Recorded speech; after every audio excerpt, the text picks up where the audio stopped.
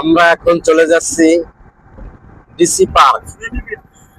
তো এখানে আমরা অনেক লোক আছি, তো আমরা কিছু নতুন ভিডিও আপনাদেরকে উপহার দেওয়ার জন্য আমরা ডিসি পার্ক চলে যাচ্ছি, চট্টগ্রাম ডিসি পার্ক।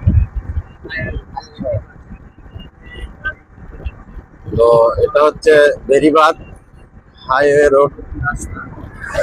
তো রোডটা অনেক ক্লিয়ার এবং সুন্দর, তাই একটু ভিডিও করে নিলাম।